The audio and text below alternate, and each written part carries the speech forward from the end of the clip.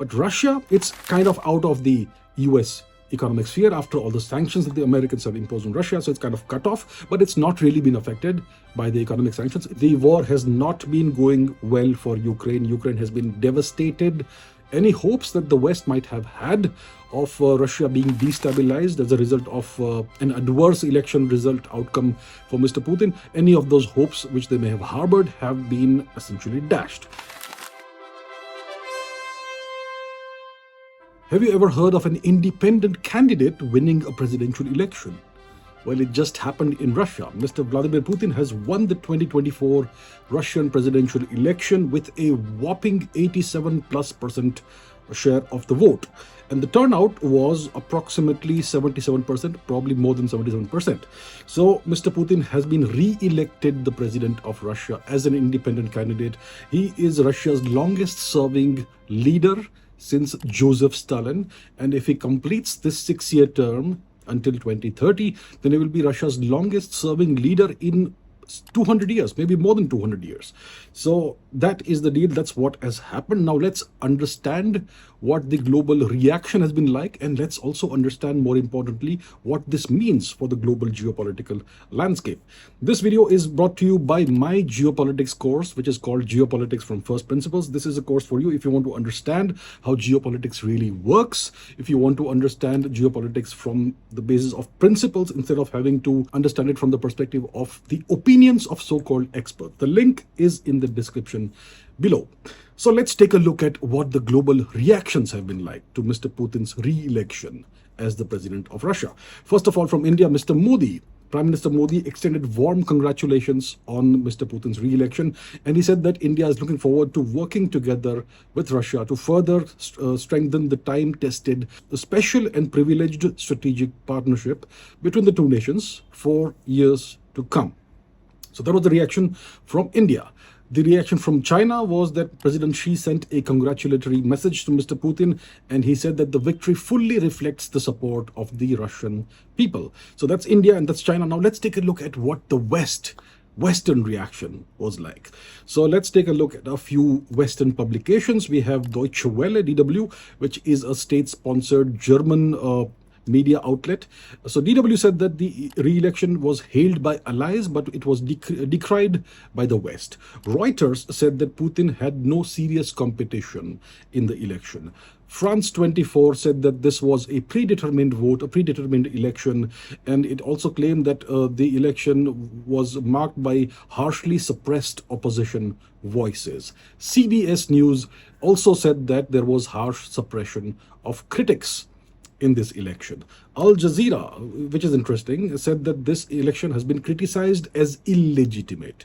And Guardian, which is one of the British propaganda outlets, called Mr. Putin a dictator and said that this was a stage-managed election that could only have one winner. It also said that this election has been denounced by the United States as obviously not free or fair. Now, going back to what DW said further, it categorized India as a Russian ally, along with China, Iran, North Korea, Venezuela, and Bosnia. And DW also said that Germany and the West reject this election, which was an election without a choice. The former British Prime Minister, David Cameron, said that holding elections on Ukrainian territory was illegal, and this is not what free and fair elections look like. And he said that because elections were also held not just in Russia, but in the Luhansk, Donetsk, Novorossiya region, which was annexed by Russia in 2022 after the referendums. I'm sure you know about that. So that's what David Cameron had to say.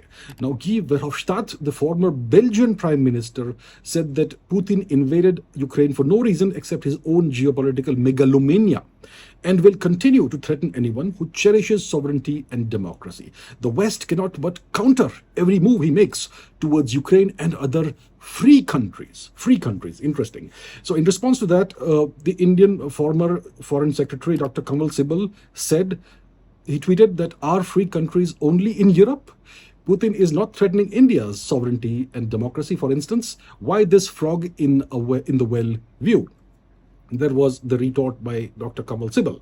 So what we have seen from the West, from what we have seen from the East, non-Western countries, is congratulatory messages and warm good wishes.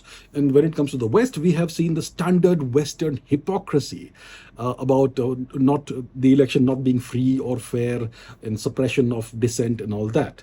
Well, when it comes to the elections that are held in the West, they need to introspect a little bit. You know what they say, that people who live in glass houses shouldn't throw stones, should not cast stones at others.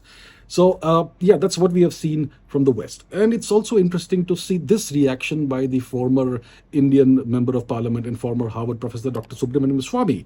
He said, is Modi hoping to use the same methods as Putin to get 88% of the vote cast in his favor? So this was a subtle, indirect criticism of not just Putin, but he's also kind of calling Mr. Modi a potential dictator. Interesting to see that, and a little bit funny, yeah? So that's been the kind of reactions we have seen globally overall.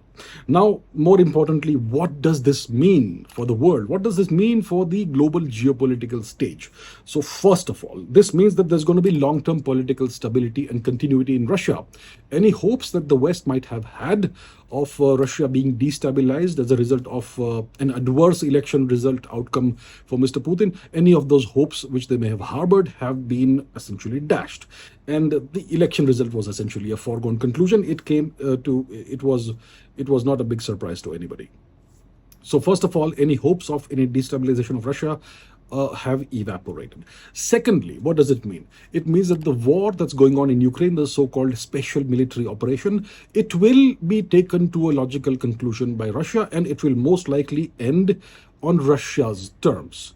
The war has not been going well for Ukraine. Ukraine has been devastated. Demographically, all the young men, most of them seem to, well, have lost their lives in the so-called, the term they use is the meat grinder of the war. And now they've been, pushing in older men into battle, and eventually they even started recruiting pregnant women. So that's how desperate the situation is. It's a proxy war between the West and Russia, and Ukraine is the proxy. It's the pawn on the geopolitical chessboard, and it is devastated. It has been totally devastated, not from the infrastructure perspective, but from the demographic perspective. So eventually, and we know that a quarter roughly of the country has been annexed by Russia. The Novorossiya region, the Luhansk, Donetsk, Zaporizhia, Kherson regions, not all of them, but some parts of them, some more, some less, and so on. So eventually this war is going to end at some point in time. Russia is very well prepared to keep the war going as long as it suits them, and it will eventually end most likely on Russia's terms. And because Mr. Putin is re-elected, we're going to have a continuation of the war, of the special military operation, and a continuation of the same policies. Thirdly, we can now be assured that Russia's hard power will continue to grow, and Russia's geopolitical relevance will continue to grow. We have to understand that Russia is a near superpower. Take a look at this table. This is the Chavda index that I have not released yet. I will release it soon. If you look at the top 10 nations from the perspective of hard power, you will see that the US has a hard power score of 93.32, and Russia comes next with 54.25. China is a distant third at 15.23, and India is fourth at 4.91. That's the top four. So you can see that there is one superpower and one near superpower, which is Russia. Now, we tend to think of the strength of nations purely from a GDP perspective, but there's so much more that goes into what constitutes hard power. And if you take all of those factors into account, you will see that Russia is a near superpower. And if you look at this table and you understand that, you will see that the Americans are more worried about Russia, more concerned about Russia than about China. The US and China are kind of joined at the hip economically. So any war between the two nations would hurt China and the US equally, maybe China more, definitely China more. But Russia, it's kind of out of the US economic sphere after all the sanctions that the Americans have imposed on Russia. So it's kind of cut off, but it's not really been affected by the economic sanctions. It's the European nations that have suffered the most as a consequence of these sanctions. So Russia's hard power score is going to keep growing as a result of the continuation of the policies of Mr. Putin. Mr. Putin has been in power for nearly a quarter century, and he has brought Russia back from the brink of disaster, which was the the rule of Mr. Boris Yeltsin, who essentially was, one could say, well, many people would say, was a Western stooge. Yeah. So Russia's hard power is going to keep on growing, and that is a certainty. Now, what else is going to happen? So the West is going to increasingly focus on Russia as its primary global geopolitical threat. What is also going to happen is that international organizations like BRICS and the Shanghai Cooperation Organization, SCO, etc., these organizations will continue to grow in relevance. BRICS now, with the incorporation of many new nations, 5 new nations this year, it already has a combined GDP that is greater than that of the G7 nations, the legacy rulers of the world, the European Western powers. So that is now going to change. BRICS will keep on growing in relevance. And as a consequence of all that, multipolarity, the world is going to further transition towards multipolarity. And eventually there could be a bifurcation of the global order, which would be led by Russia and China and other nations. And lastly, what this means is that India is now going to be a vital bridge between the East and the West. India is on good terms with Russia. India is on good terms with the West. And the West, India and Russia all have an adversary, a common adversary in China.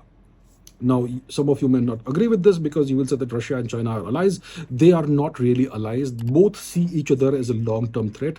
There is a temporary modus vivendi that the two nations have come to accept, that they'll work together for the time being. But the two nations have a long and fraught history. There are territorial disputes that the Chinese have opened and so on. So India is going to play a larger role over time as a vital bridge between the East and the West. And it's also going to be a useful counterweight for Russia vis-a-vis China. So all that is what this means over the next few years, over the next 6 years of Mr. Putin's new term as president. If he continues this term as president, he is going to end up being the longest serving Russian leader in the past 200 or 200 plus years.